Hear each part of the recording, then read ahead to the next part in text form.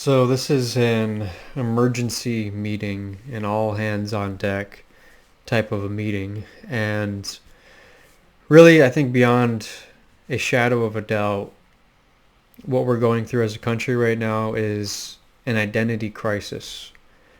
And we're experiencing this identity crisis at a national level. And typically, what you have with an identity crisis is something is trying to be born. Something new is trying to be reborn. And so throughout this video, what we're going to explore is what an identity crisis even is in the first place. You know, we have a lot of people who go through a midlife crisis, as it was, and right now, on a massive scale, we're experiencing this identity crisis. And so we're going to explore that. We're going to go over like what is an identity crisis in the first place. We're going to go over why this is happening. We're going to go over some things that we can do about it. And I'm also going to give you some of my thoughts on what I think is trying to be reborn. And that will be talked about at the end. So make sure you stick around all the way to the end. So first and foremost, what is the actual definition of an identity crisis? So the definition that I found here was a period of profound psychological confusion and doubt about one's sense of self, purpose, and values. Okay, so when does this typically occur? Because, okay, so we have a period of profound psychological confusion and doubt. Okay, so what does that mean? I mean, it says psychological confusion. So we feel confused about who we are. We feel lost in our lives. We don't know which direction we want to go because we don't know what ground that we stand on right now. And so an identity crisis happens when we have a state of identity stasis, which is the opposite of an identity crisis. You know, we have a stable identity that we're embodying. And then at some point in time, some transitional period causes us to question those fundamental components which made up our identity in the first place. So the things that this definition is saying makes up our identity is our sense of self, our purpose, and our values. And so you can see this oftentimes if someone is transitioning into a new religion or transitioning out of an old religion, or if someone experiences a very intense event that shows them the vulnerability of life, if they have a near-death experience, if they get extremely ill, we can experience an identity crisis as a result of those extremely intense moments in time where we feel extremely vulnerable. And this can cause us to question everything about our lives. And so essentially that is what an identity crisis is at an individual level. Okay, so when does this typically occur at an individual level? It occurs, like I said, through significant life changes, even, you know, getting married or having a child. Having a child especially can cause someone to create significant changes in their life. And one of the things that happens when you have a child is you realize, okay, you have this innocent being that you're now responsible for. And so you start to take that responsibility very seriously.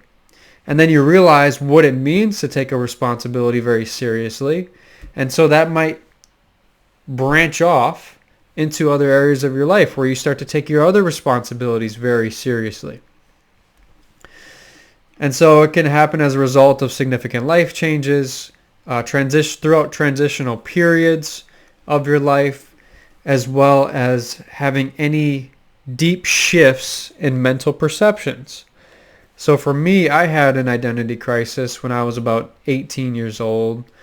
And I would say it kind of started ramping up when I was 16, 17. You know, I started to look into different schools of thought. And, basically from 17 to 18, I was getting into entrepreneurship, and generally the school and the community that I was involved in was not really talking about those things.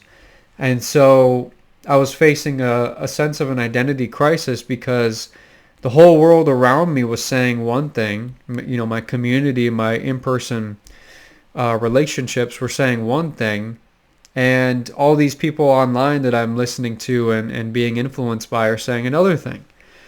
And so this can cause you to go through a transitional period where you're, very frustrated. You're trying to make sense of the world, and it can be extremely confusing, right? And so can a nation experience this? Can we experience this at a national level? And absolutely we can. But how? How is this possible? How can a group of people share an identity? Well, as stated in the definition, an identity is built upon value, virtues, and belief structures. So in order for a group to share an identity, they have to share fundamental components of those three structures: the values, the virtues, and the belief structures.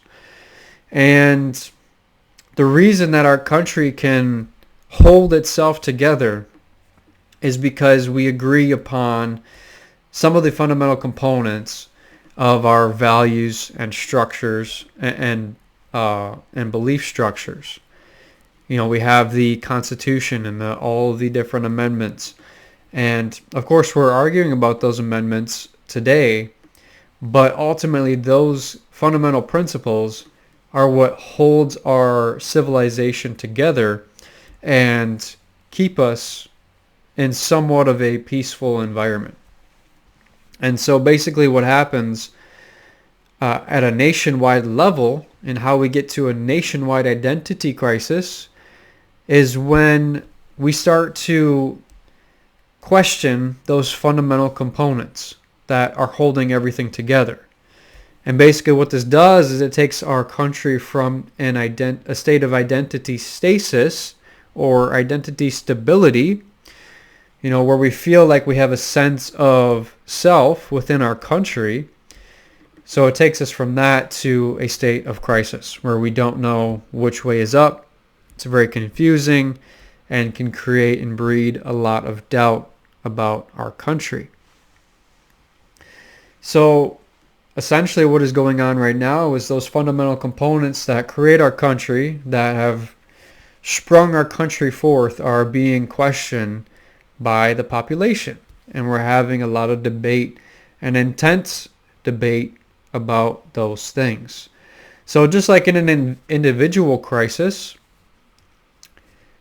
affairs are becoming highly unstable and volatile, often leading to heated debates, extremely heated debates, and even violence, sadly. But what really creates this violence is this polarization between these difference of opinion about the fundamental things and components and principles that make our country what it is. So once we start to branch off and go into different ways about how we think about our country, oftentimes what happens is people get into extreme positions mentally about their perspectives of the world, and they feel so passionately about their extreme position that the opposing side's position becomes something like Nazism or fascism, and they start to perceive it as something that's extremely evil, and so it would be right for them to extinguish evil. And so that can lead to the mass violence that we've been seeing. So, more importantly, what should we expect as everyday citizens?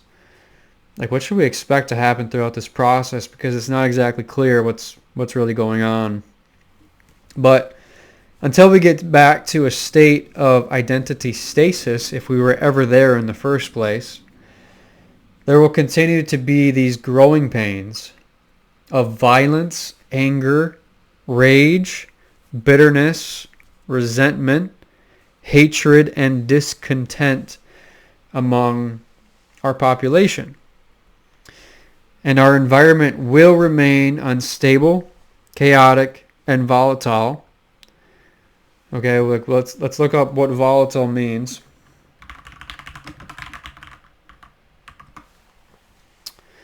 So volatile, capable of being readily vaporized, tending to vary often or widely as in price, evaporating.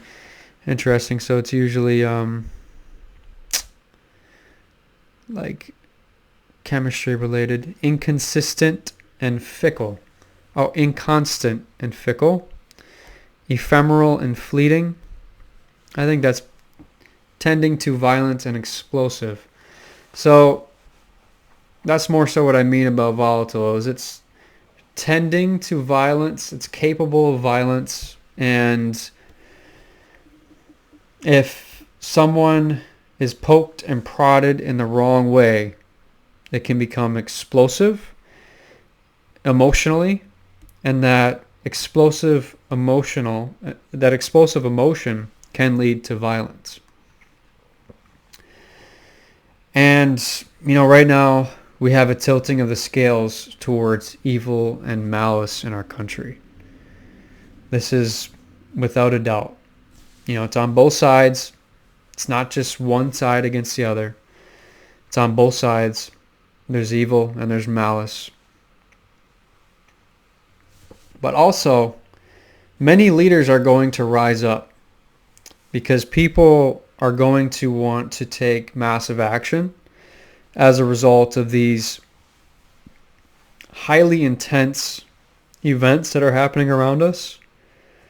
Usually, highly intense events create highly intense emotion. And highly intense emotion can lead someone who isn't normally going to take a lot of action into taking action. So we're going to see a lot of leaders who are rising up on both sides. And those leaders may have a consistent rise, but for the most part, those leaders are going to rise and fall. Because just like their rise was fundamentally created by an intense emotional spark, their fall will also be just as intense. And the majority of people are going to choose to avoid danger and weather the storm just as they've always done. And this is kind of how human civilization sustains itself, as the majority of people avoid danger and they weather the storm. And there's nothing wrong with either of these things. I'm just saying, we're going to experience these things in our environment as we persist here. So one of the fundamental questions that we should be asking ourselves is okay, how do we go from this crisis to returning back to a state of stasis, of stability? And in order to do that, we have to find common ground. We have to find common ground, because if we don't have common ground, then what are we standing on together? Literally. The land that we stand on together is not the same land. We perceive it in different ways. We have different ways that we are interpreting the world itself. And so if we do not have a common ground that we can be unified within, then we're not standing on the same ground. So we need to find common ground that we can all stand on. And whether we want to admit it or not, if we have very large disagreements with other people, there are things that we can agree upon. And there are things that are inherently good. And there are things that are inherently bad. And there are things that we can agree upon that we should be striving towards that are inherently good. and we have things that we can agree upon that we can steer away from that are inherently bad. So that's just like fundamentally what needs to happen if we want to get back to this state of stasis or stability. And so that common ground, like I said, has to be established by something that we agree upon. And specifically, we have to agree upon some values and virtues that we should all strive towards. Because those values and virtues that we hold near and dear will be a precursor for our behavior. So an example of this is if you think that respect is highly important and should be sought after, and you want to make your behavior consistent with that. Well, if you want to be respectful, then it would be wise to respect other people. So for me, I highly value respect, and I highly value respect in all situations and with all people. I want to respect the personhood of each person that I meet, because I know that humans aren't as simple as they appear on the face of it, and that we're a lot more complex, because our personhood is composed of many different things. We have a mind, we have a body, we have a spirit, we all have relationships, we all have an environment that we are a part of. These are just some of the things that make us who we are today. And so, as a result of wanting to really strive after that virtue of respect, I treat each person, even if I disagree with them on different things, I still treat that person with respect. And so how this shows up in my conversations with people is I offer them that respect. I want to respect their personhood. I want to know who they are. I want to know what they believe and why they believe it, and what circumstances that they were raised in, how they grew up, what their high school experience was like, what their college experience was like if they went to college, what jobs they worked, what relationships they've had, and how they've been shaped into the person that they've become today. You see, if we ignore all that and we only take people for their opinions, I think that that's disrespectful, because we're not seeing the whole picture. So that's one way that I try to embody respect. Also, when someone is speaking, I try my best not to interrupt them, because that is inherently disrespectful. You are saying to that person, my thoughts are more important than yours, and I'm going to blatantly express that out loud. Now, there are times when it's appropriate to interrupt someone, of course. If someone is going on and on and on and on, and you have to go, like you have something you need to go do, you have another meeting or another place to be, you can interrupt them and say, hey man, respectfully, I have to interrupt you right now. I've got to go. I've got something else that I have to attend to. I'm very interested in this conversation that we're having, but like I said, I've got to go. So I don't want to be disrespectful, but I just want to respectfully tell you, hey, I've got to get out of here. So there's a respectful way to interrupt someone as well. So the more that we understand the fundamental of respect itself, the more we can shape and mold that for each given situation. So once we as a country decide, hey, I'm gonna value and prioritize respect. Even if I disagree with someone, I'm going to choose to respect them. And I'm going to behave in a way that is consistent with that level of prioritization towards respect. So if we can come together and agree that we should all be respectful of one another and allow that to show up in our interactions with one another.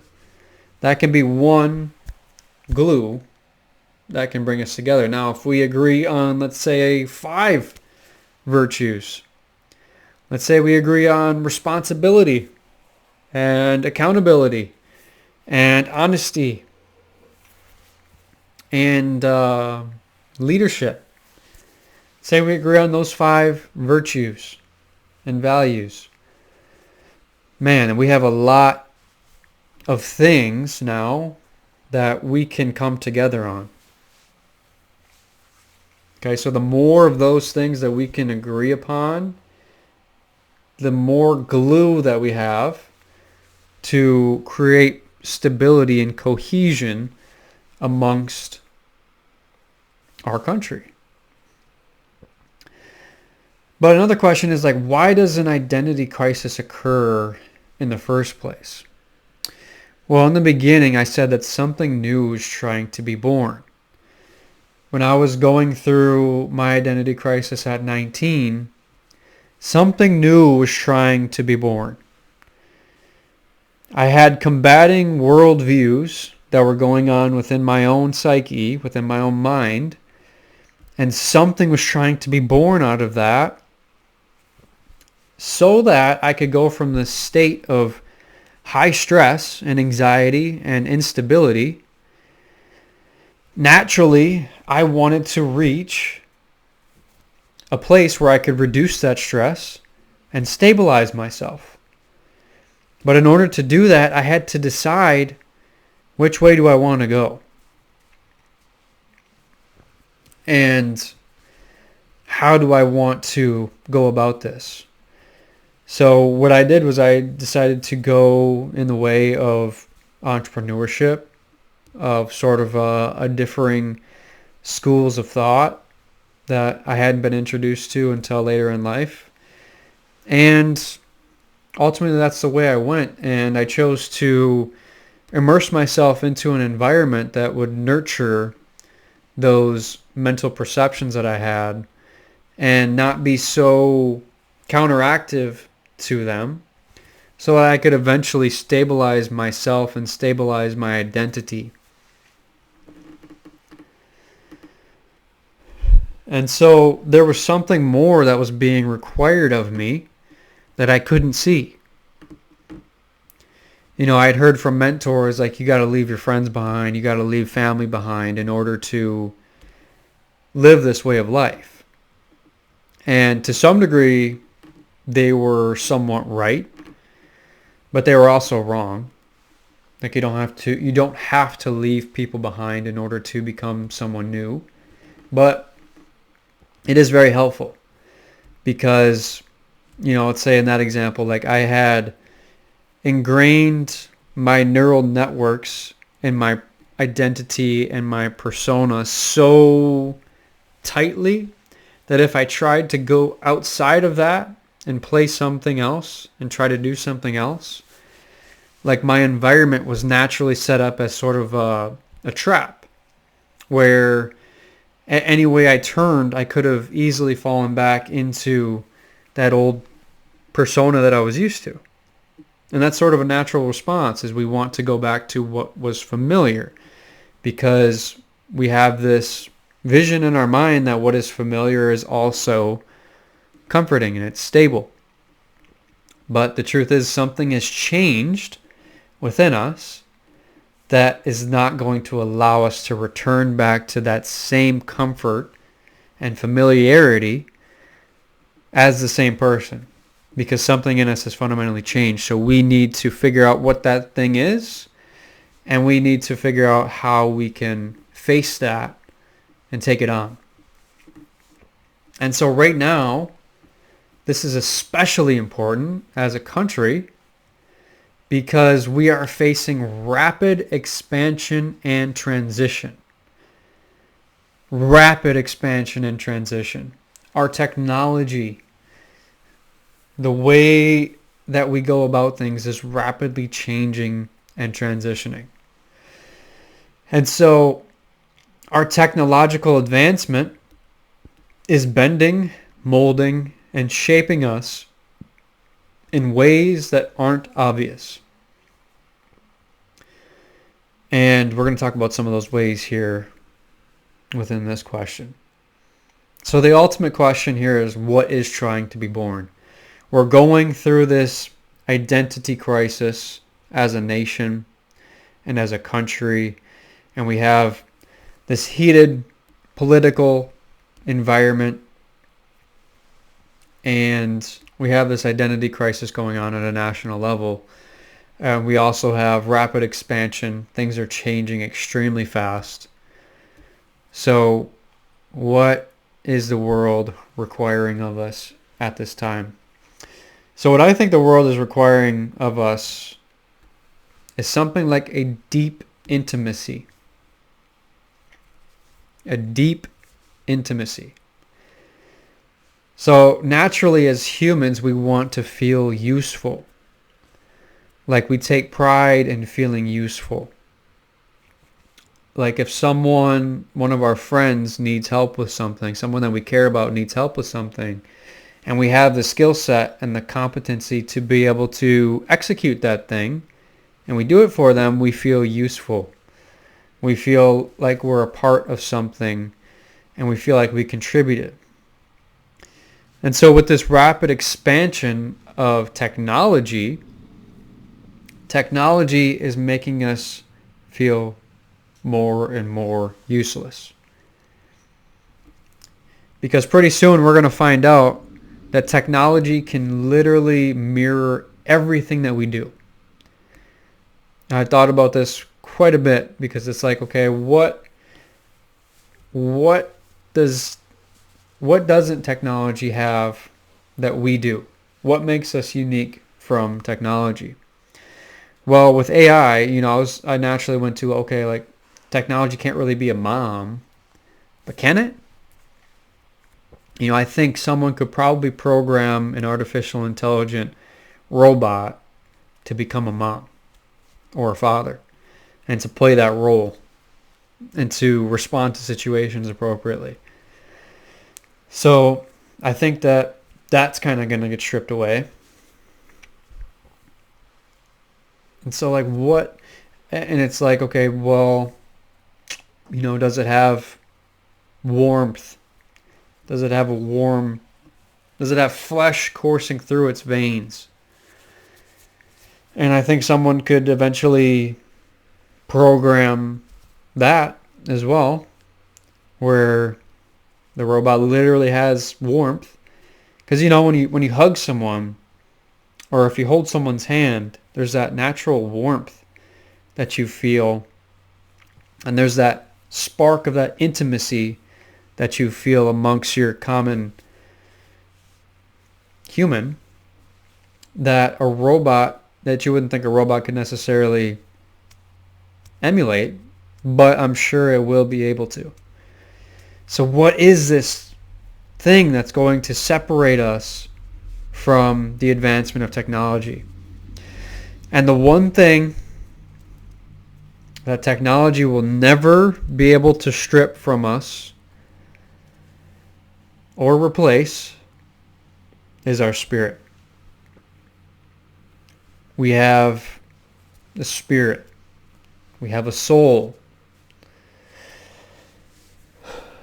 And so we are only going to feel more and more useless, more and more meaningless, more and more purposeless, until we recognize that spirit within us.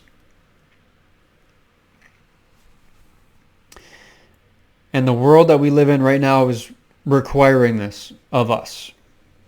Like, we have to recognize that spirit and that thing that separates us, or we will face eternal damnation. Things are not going to go well if we do not recognize that about ourselves. That one thing that makes us unique. That pretty soon, everything that we do is going to be able to be done by artificial intelligence. Everything. Every single thing. But the one thing that AI cannot take from us is our spirit. And so back to the first point here of this deep intimacy. We have to start recognizing ourselves as a spirit and a soul, but we also have to create that deep intimacy with each other and recognizing our fellow man and woman as a spirit and a soul as well. And so I think partly what is happening here is we have the shallowness of the world around us. We're being overloaded with the shallowness of the world around us. With social media, we are seeing the Instagram perfect lifestyles that we think that we want. And we're seeing all this content. We're being bombarded with content. And we're even being bombarded with information. We probably hold more information in our mind than any other civilization known in history. Whether that's useful information or not, we still are holding a ton of information because we're watching and consuming so much content. And so there's a depth there of information that we've obtained, but there's still this shallowness in our relationships with one another. And I think that shallowness has been there all the time, but there wasn't this element of extreme technological advancement. And so we could kind of get away with not recognizing our own spirit, not recognizing our own soul, not recognizing the spirituality of the way of our life. So we could kind of get away with it. But now, with this crazy stuff that is happening, AI is already to the point where it's creating videos of people online that you can't tell if it's actually the person or not. I've seen several of these videos, and it's impossible to tell whether or not it's actually the person in the video or if AI created it. And the implications of this are extremely vast, because if AI can create a video of you doing anything, think about this for a second here. Stay with me. If AI can create a video of you doing anything, then how are you safe? AI could create a video of you robbing a bank. AI could create a video of you doing something really inappropriate and blasting it across. And like we talked about on our last video, it can be utilized within a smear campaign to gaslight you. We're in dangerous territory here. The only thing that's going to get us through this is going to be something more powerful than what we're up against. And the force we're up against is extremely powerful, but the force that we stand with is the most powerful. And that is God. And that is the world of the Spirit. So in order for us to contend with something extremely powerful, we need the spirit of something more powerful.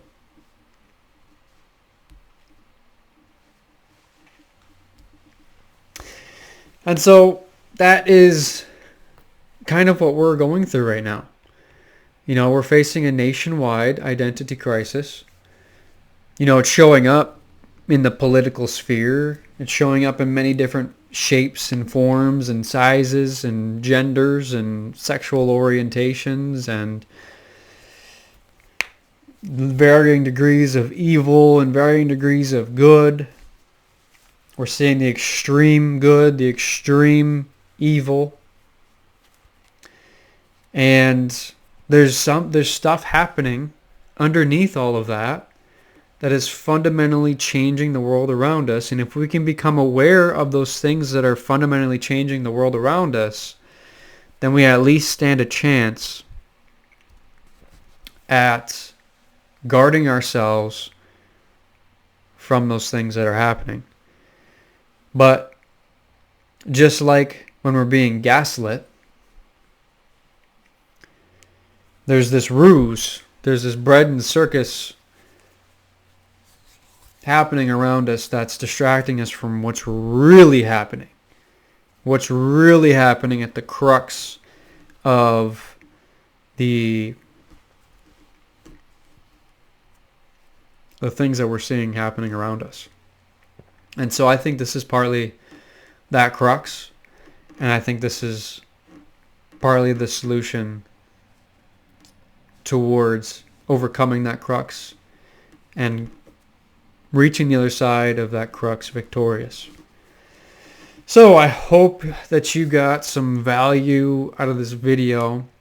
If you'd be so kind, I would love to hear if you've ever gone through or are going through an identity crisis in your life. You know, as we experience this as a nation, it's very possible that it sparks really difficult, challenging questions within ourselves that start to fundamentally change us. And so if anyone is going through it, I mean, please feel free to respond to me or reach out to me, DM me. I'd be happy to talk with you. But also, if you're feeling brave and courageous, if you want to share what's going on in your life down in the comments below, I'd love to hear it. And if you're going through the comments and you're seeing people who have commented, be respectful. I'm not going to tolerate anything but respect in the comment section of my channel. So if you're being disrespectful, your comments will be deleted.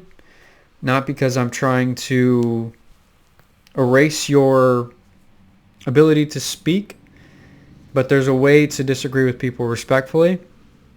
And if you're not doing that, then I'm going to delete your comments because this is going to be a place of respect, and we're going to, yes, disagree with one another, but we're going to do it respectfully, and we're going to act like adults, not bullies on a schoolyard. So if you've gone through an identity crisis yourself, leave a comment below. Let us know, what you went through or what you're going through. Maybe what questions you're asking.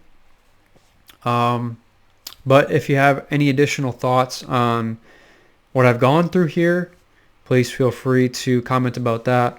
Very curious to hear you guys' thoughts, and we'll see you on the next one.